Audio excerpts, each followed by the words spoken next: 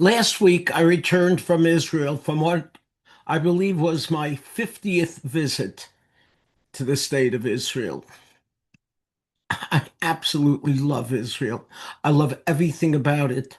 The people, the food, the views, going to the Carmel market and being able to see a booth offering the opportunity to put on tefillin, standing right next to a black singer belting out Bob Marley tunes.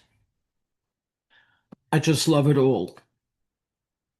But what I discovered on this trip is that I really don't know Israel, not the Israel since the brutal Hamas attack on October 7th, 2023. I thought I knew Israel. I spend hours every day reading about Israel. I read all the blogs and opinion pieces. I read all the Israeli newspapers that are translated into English: Jerusalem Post, Haaretz, Times of Israel, Ynet, Israel Hayom, Aretz Sheva. I thought I had a pretty good idea of what's going on there with all the conflicts regarding Netanyahu and the war and the hostages and the settlements and judicial review. I thought I was up to date on these subjects, and in some ways, I am.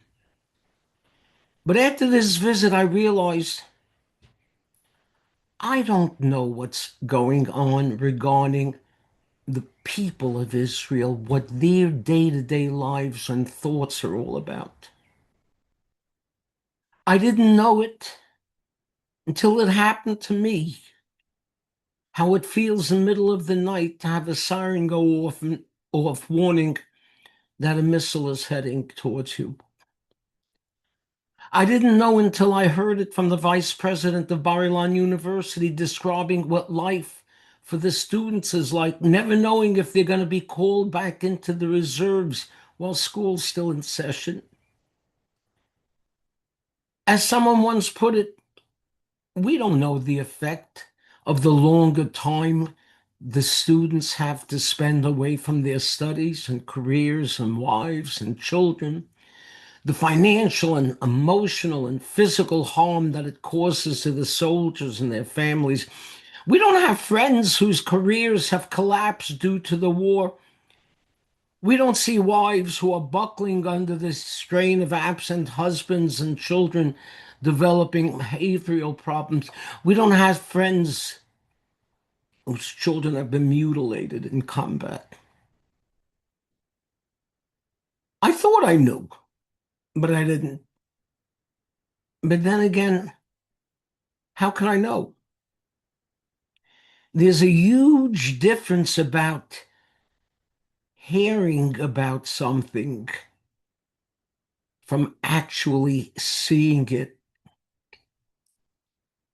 We are made aware of this during the coming festival of Shavuos when we'll read of that magnificent moment in time when God proclaimed the Ten Commandments at Sinai, a moment so remarkable that the Torah describes it in the words, V'chol ha'am roem es hakolos, and all the people saw the sounds and the lightning and the sound of the shofar. What does it mean they saw the sounds? Rabbi Yehuda Aryeh Leib of Gur, the Svat Emes, draws an essential distinction between hearing and seeing. When a person sees something, he perceives the object as it is without any alterations or interpretations. The picture that registers in the person is absolutely identical to the seen object itself. There's being no difference between them. On the other hand, when a person hears something, the sound that reaches him and is absorbed is not identical to the original sound. In the very process of reception, it undergoes a change that corresponds to the hearer's ability to receive. Seeing, then, your perspective is objective. hearing depends on your own subjectivity. You understand what Sfas Emes is telling us? When you hear about something, a person hears it from their own perspective with their interpretation thrown in. But when you see something, it is as it actually is. Our tradition correctly teaches Eino Doma Shemiya L'Re'iyah.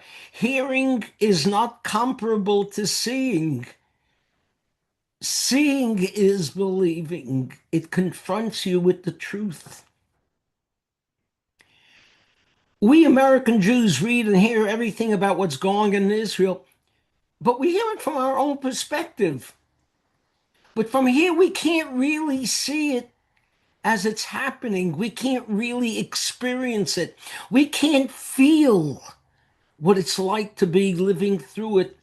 So, how can we possibly judge from here what they're doing there?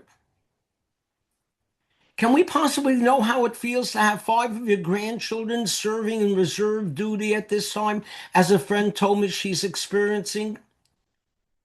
Would that make you feel the enemy must be destroyed once and for all? We can't live with them? Or would that make you feel this is ridiculous? We can't go on fighting year after year. We've got to make concessions for peace.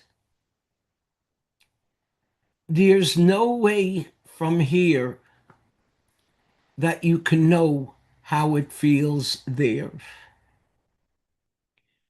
Rabbi Harold Schulweis put it so well when he once wrote, between Israeli and diaspora Jewry, there exists at best a limited partnership.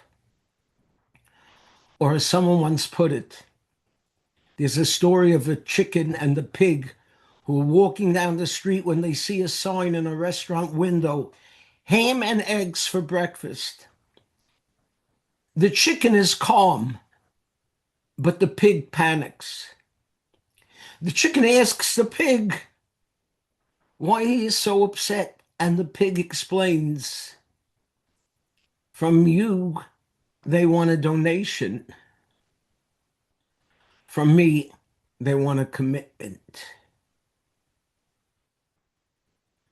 We American Jews make the donation, but it's the Jews of Israel who have made the commitment to put their lives on the line. We owe it to them to support from here what they're choosing to do there. We as a people go all the way back to Sinai. It's important for us to remember the insight our sages tell us of what took place at Sinai. It wasn't just that we heard the sounds. Says the Torah, Vayichan Sham, and the Jews encamped by the mountain.